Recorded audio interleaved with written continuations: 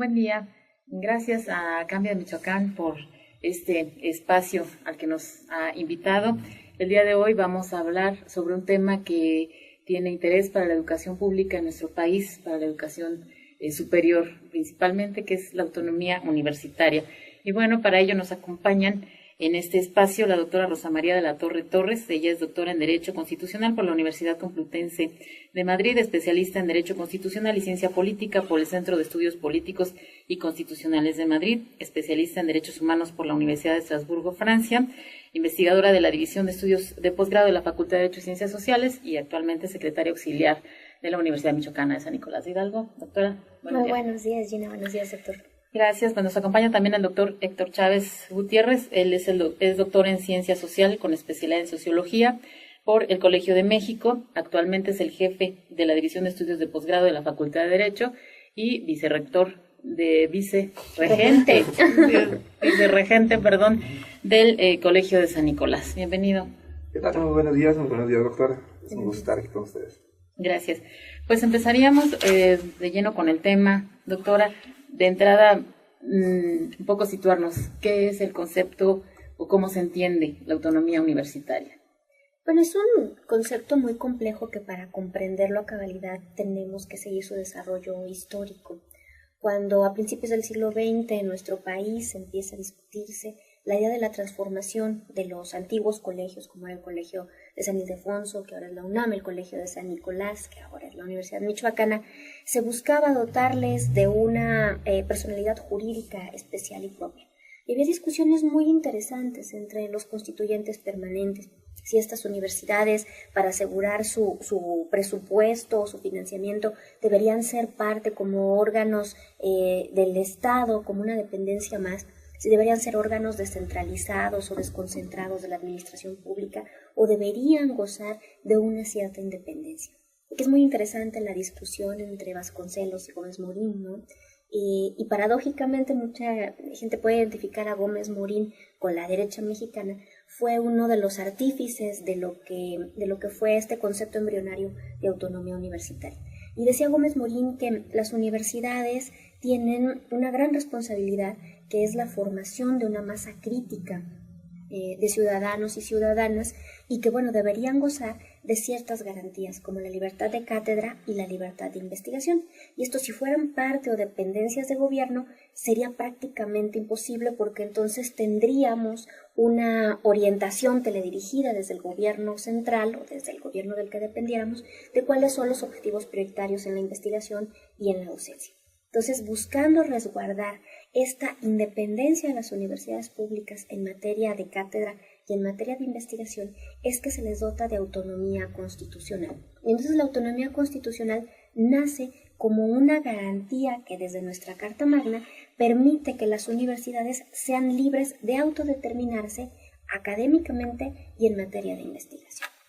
Muy bien. Doctor, en aspecto un poco más jurídico, digamos más en términos legales, ¿cómo se entiende la autonomía universitaria? Como decía la doctora, es un espacio que está reconocido por la propia Constitución, el artículo 3º, el párrafo fracción séptima, si no me equivoco, en donde se establece que las universidades se van a autogobernar, se van a autorregir, pero esto entendiéndolo dentro de parámetros de autogobierno, pero limitado dentro de la misma Constitución y dentro de la misma ley orgánica, en este caso, en el caso particular de la Universidad Michoacana, que la ley orgánica establece. Es decir, hay es una autonomía en lo que tiene que ver con formas de autogobierno, es decir, elección de autoridades, elección de órganos de control, sin ser islas, sin ser, en este caso, establecer una independencia. Tiene que ver con la organización de planes de estudio, de programas, de organización presupuestal.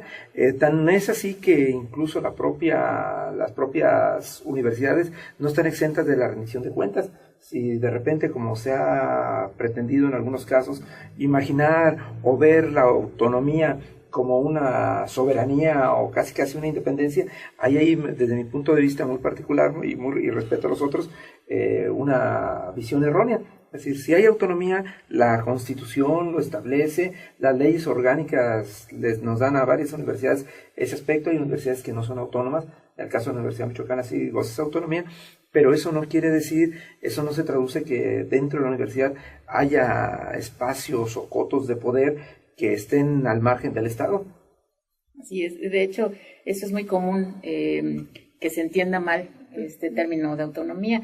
Me refiero, por ejemplo, al caso recientemente en la UNAM, que un grupo de encapuchados llega, toma rectoría y hay muchas voces que están pidiendo que se aplique la ley, que los desalojen, y hay mucha gente que alega esa autonomía universitaria. Entonces, ¿cuáles son los límites? ¿Cómo está mal entendido ese concepto? término, ¿no? El doctor Jorge Carpizo, que fue uno de los grandes estudiosos del concepto de autonomía y como universitario, como ex rector de la UNAM, lo entendía muy bien. Nos señala básicamente que la autonomía tiene tres áreas, ¿no? La autodeterminación académica de planes y programas de estudio, la libertad de contratación, es decir, establecer criterios de ingreso, permanencia, promoción, etcétera, de su personal académico y administrativo, y también el tema del autogobierno, la capacidad de darse sus propias normas y de nombrar a sus propias autoridades.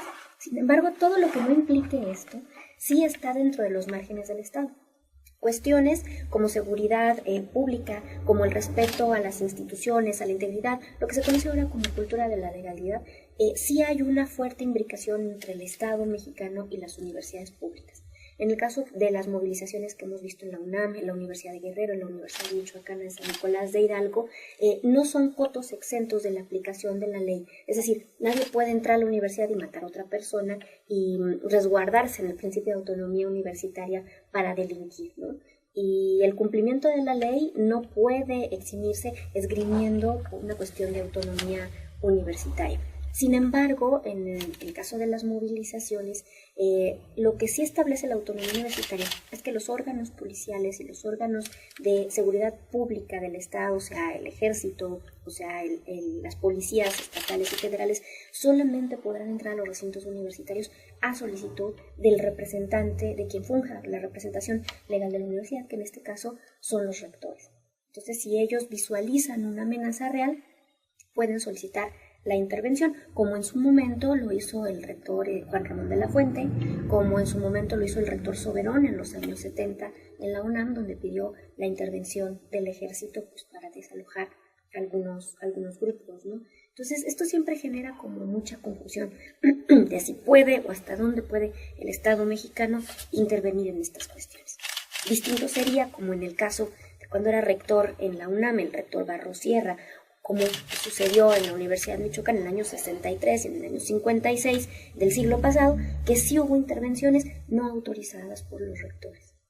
Es otro de los puntos, exactamente la dosis, digamos, de historia que tiene este aspecto. Por ejemplo, nos remontamos simplemente al movimiento del 68 y otros que ha tenido una dosis muy importante también de política, ¿no? De cuestión política, de contaminación, digamos, también, de tipo político, este término en la vida de las universidades. Doctor, ¿usted cómo lo ve? Sí, es que definitivamente las universidades también son espacios de crítica, no nada más en México, sino incluso si uno se remonta a Europa, incluso en la época del fascismo, los espacios donde en países como Italia había la posibilidad de criticar al sistema, de oponerse, eran las universidades, y por eso siempre de repente hay la tentación por parte del Estado, por parte del poder, para indagar, para averiguar, para controlar lo que está sucediendo dentro de las universidades. Claro, estamos hablando en el caso de Italia de situaciones extremas, pero en el caso mexicano también las universidades han sido espacios críticos, espacios de reflexión, espacios donde cuando de repente pareciera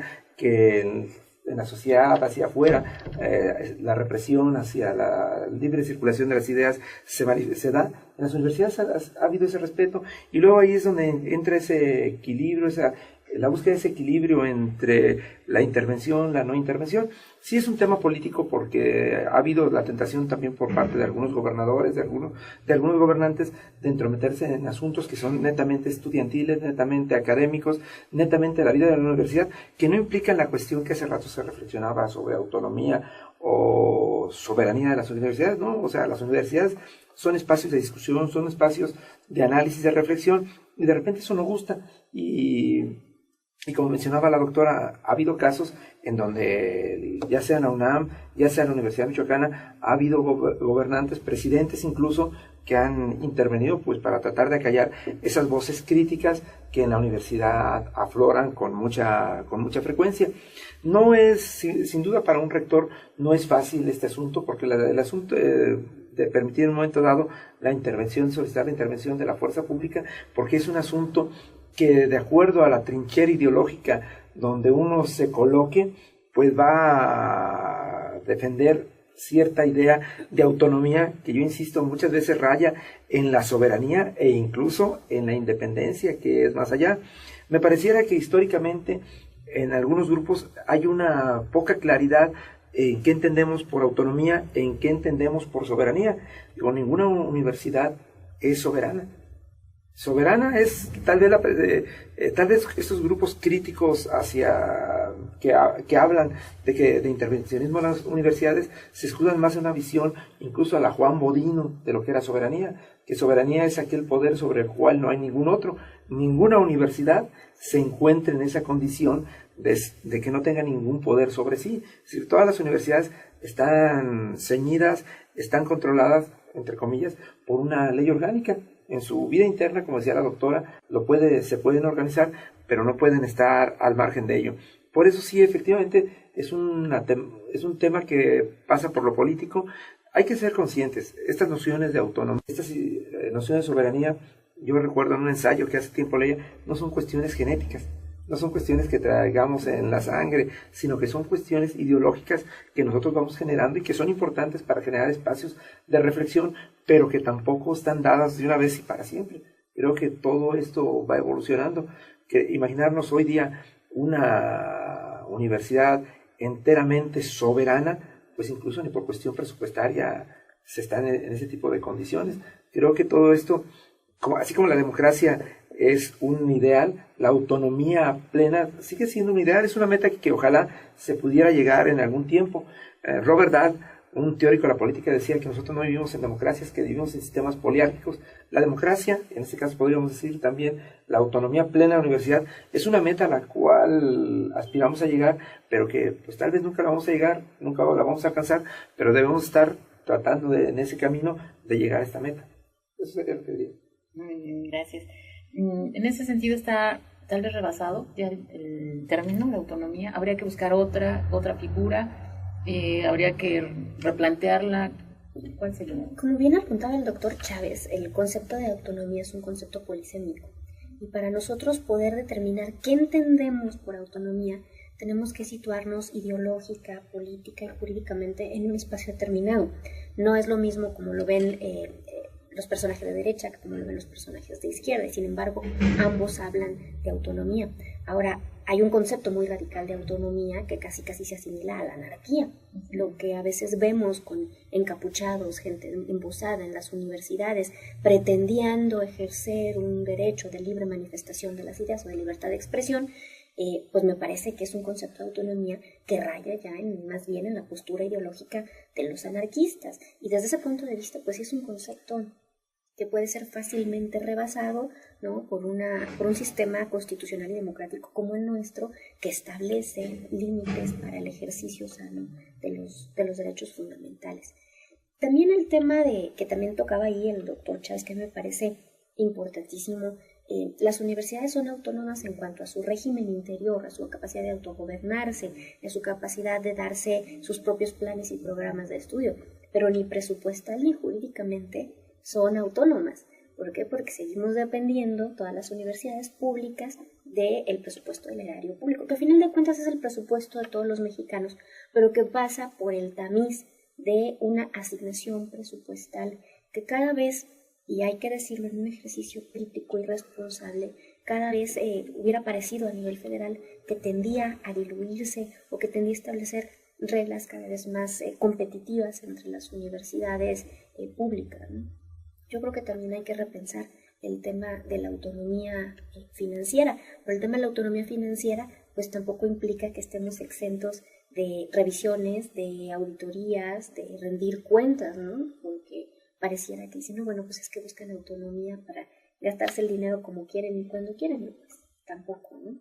Entonces yo creo que son temas que se deben repensar, que yo creo que en el siglo XXI tenemos como responsabilidad todos los universitarios replantearnos qué entendemos por autonomía universitaria y hacia dónde queremos transitar, porque en este esquema de globalización nuestras universidades están compitiendo ya con universidades a nivel mundial. Entonces también tenemos que un poco dejar estos conceptos anquilosados de autonomía como anarquía para enfocarnos más bien a estos conceptos de autonomía como un sano desarrollo y libre desarrollo interno. Ha tocado un punto importante, el asunto de los recursos económicos, y bueno, pues con esto vamos a regresar después de un corte. Volvemos. Estamos platicando sobre el tema de la autonomía universitaria. Recordamos que nos acompaña la doctora Rosa María de la Torre Torres y el doctor Héctor Chávez. Doctor, nos quedamos con el tema de la cuestión presupuestaria. Es como un poco paradójico hablar de autonomía cuando hay tantas restricciones, ya lo decía la doctora, o no hay una equidad, digamos, en materia presupuestaria para las universidades públicas. ¿Cómo vislumbra usted este punto? Es uno de los problemas, si no es que el principal talón de Aquiles que tienen las universidades, que es el financiamiento. Yo recuerdo que este es un tema que cruza desde la fundación de las propias universidades. El primer recuerdo ya muy personal que yo tengo era como estudiante del Colegio San Nicolás, cuando un profesor de Historia Universal, que incluso es de los profesores de posturas más radicales dentro de la universidad, en aquel momento él mismo se cuestionaba sobre la posibilidad de una universidad enteramente autónoma cuando dependía principalmente de los ingresos del presupuesto que asignaba la universidad, que como dice el gobierno del Estado, el Congreso, el Ejecutivo, que como bien decía la doctora, finalmente eso es producto de impuestos que los propios michoacanos, los propios mexicanos pagamos y que de alguna manera se reinvierte para la propia preparación de sus jóvenes. Es una dinámica muy, muy compleja porque con ese presupuesto se tiene que pagar nóminas, se tienen que pagar a profesores, se tienen que pagar a empleados, se tiene que abastecer a la universidad, se tiene que dar mantenimiento, se tiene que dar atención a los estudiantes, se tiene que apoyar proyectos de investigación. Y es evidente que ningún presupuesto de esta naturaleza va a ser suficiente con la complejidad de nuestras universidades. Sin duda alguna que se tiene que transitar, se tienen que ver proyectos de que las universidades busquen mayor autofinanciamiento a través de la venta de proyectos, a través de la búsqueda de recursos, de bolsas que hay etiquetadas a nivel federal. Y creo que también tiene que cambiar un poquito la cultura de nosotros como profesores, nosotros como investigadores, porque de repente todo lo estamos esperando directamente de la universidad. Y creo que una contribución que podemos hacer es, pues también nosotros hacer nuestro compromiso y buscar por fuera estos espacios y generar estas posibilidades de conseguir recursos para las universidades.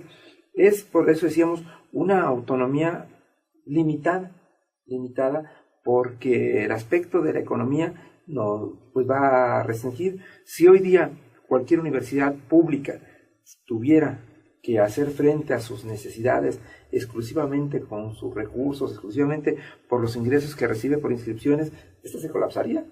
Para no ir más lejos, nuestro orgullo, uno de los orgullos que tenemos los mexicanos, que es la Universidad Nacional Autónoma de México, en el tema de cuotas, no lograría subsistir desde ese punto de vista.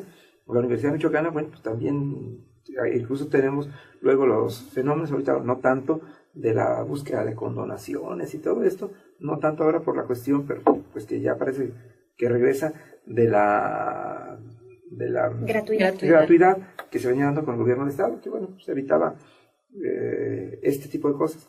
Pero sí es un problema que a corto plazo yo no veo una fácil solución.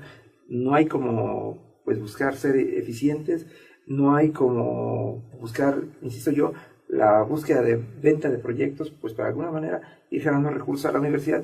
Y este ideal, porque también es un ideal de la total autonomía también en materia económica, se pueda lograr. Pues eso sería un gran avance, ¿no? Pero es un tema muy complejo, porque no hay que olvidar que la educación es una responsabilidad del Estado.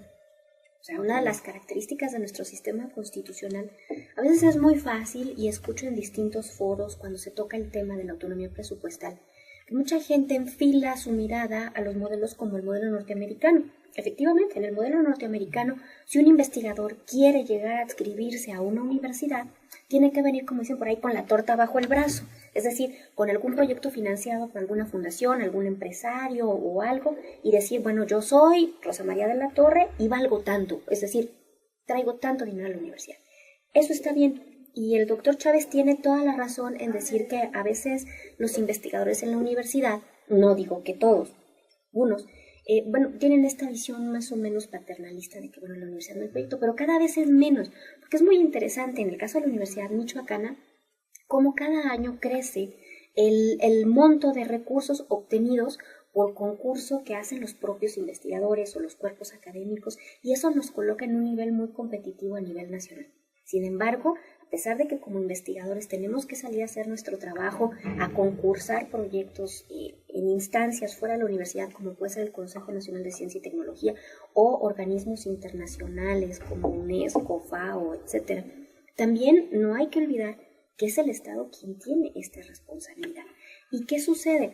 El gobierno federal, sobre todo en las administraciones panistas, trató de establecer criterios más o menos claros para la redistribución de este presupuesto, que desde mi humilde punto de vista nunca ha sido el óptimo. Se debería destinar más presupuesto a la educación del que ya se destina. Antes de las administraciones panistas, casi el único criterio a tomar en cuenta era el tema de la matrícula. Y entonces universidades grandes como la UNAM, como la Autónoma de Nuevo León, como la Universidad de Guadalajara, pues entonces se llevaban la parte más grande del pastel. ¿Qué se establece en las administraciones panistas? Una serie de criterios, indicadores, y entonces empezamos a entrar en estas cuestiones de las evaluaciones, las autoevaluaciones, y se establecen todos estos criterios. ¿Esto qué ha traído de benéfico y qué ha traído de malo? De benéfico, por un lado, que las universidades hemos tenido que someternos a evaluaciones constantes, pero que, ojo, mucha gente discrimina este tipo de evaluaciones porque dicen que atentan contra el principio de autonomía universitaria. No atentan contra el principio de autonomía universitaria porque la universidad libremente decide evaluarse. Ahora, los órganos evaluadores están integrados por pares, es decir, colegas de otras universidades públicas. No es el gobierno federal, no es el gobierno del estado, se integran por pares.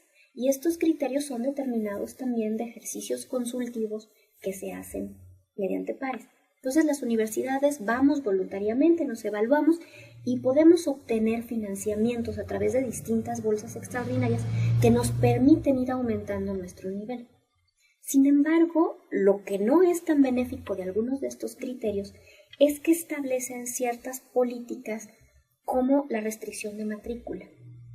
Entonces, ahí es donde empezamos las universidades un poco a bregar con el tema de que pareciera que a veces nos están obligando a cerrar nuestras puertas, y muchas universidades públicas como la Universidad Michoacana nos negamos a eso, y entonces tenemos que hacer un esfuerzo extraordinario por mantener calidad con cantidad, porque mucha gente asimilaría el tema de que a menos estudiantes se les atiende mejor, y nuestra universidad pues es el mejor ejemplo de eso. Yo recuerdo mucho cuando se buscaba la acreditación del programa de la licenciatura en Derecho, que tanto el doctor Chávez como una servidora somos docentes ahí, y nos decían la misma gente de la universidad que va a ser prácticamente imposible que una facultad tan grande de más de 7,000 alumnos pueda acreditarse. Y sin embargo lo conseguimos, con un esfuerzo extraordinario de nuestros profesores, nuestros administrativos, de los alumnos, con un gran apoyo de la universidad, y lo conseguimos. Entonces somos la mejor muestra de que la calidad no está reñida con la cantidad. Pero todos estos criterios que dicen, ¿sirve para tener financiamiento a las universidades? Sí, pero el problema es que cada año tenemos que estarlos concursando. Es uno de los temas que apuntan para tener mayor autonomía presupuestal, es lo que se conoce como los presupuestos plurianuales. Es decir, que no cada año tengamos que estar yendo a pelear, en el mejor sentido de la palabra, en los congresos estatal y federal. ¿Por qué? Porque entonces los rectores dedican la segunda mitad del año, a partir de agosto, septiembre, todos, a hacer un desfile al Congreso Federal, a sus congresos locales, a hacer toda esta labor de cabildeo para obtener un presupuesto que les permita subsanar medianamente. Y la primera mitad del año la dedicamos al concurso de las bolsas extraordinarias, PIFIS, FOMES, todas estas bolsas extraordinarias. Entonces realmente se nos va todo el año en estar gestionando recursos para la universidad. Cosa distinta es si tuviéramos presupuestos plurianuales, o sea, los concursas se te dan por 3 o 4 años y entonces estás teniendo revisiones periódicas de cumplimiento de metas, pero ya no tienes que hacer todo este entramado de gestión que se tiene que hacer año con año y que resulta tremendamente desgastante, no solamente para la administración, sino para las comunidades, porque siempre nos están pidiendo como académicos, como investigadores, llenar el formato A, B, C, D, F, G. Y entonces, pues eso es complicado, ¿no? Y eso siempre mantiene a las universidades en una dinámica que no les permite desarrollar, pues, lo que es su función esencial, ¿no? Que es el mejoramiento constante de las cuestiones académicas. Claro, muy bien. Pues vamos enfilándonos a un poco a ir cerrando el tema. Doctor, yo preguntaría, ¿tiene futuro? ¿Tiene un buen futuro la autonomía universitaria? ¿Es algo que puede llegar a terminarse, digamos? ¿Puede mejorar? ¿Podemos mejorar las universidades públicas en ese sentido? ¿Usted qué opina? No, yo le veo definitivamente futuro a la autonomía. No puede existir un sistema democrático si no tiene un espacio de autonomía de la universidad. Y incluso había dicho yo hace rato, incluso en sistemas autoritarios, la universidad, la autonomía que gozan las universidades es un espacio excelente, es el espacio de libertad por naturaleza. Mientras exista una universidad, debe de existir la autonomía. Yo por eso, en ese sentido, no veo por qué tuviera que desaparecer. Digo, es evidente que tendría que transformarse, reflexionarse en este contexto, vamos, tal vez el tema puede dar para muchos debates, el tema puede dar para muchos análisis. Decíamos hace rato, de acuerdo desde la trinchera ideológica en la cual nos ubiquemos, decía la doctora Rosa María, la derecha y la izquierda, ambas hablan de autonomía universitaria.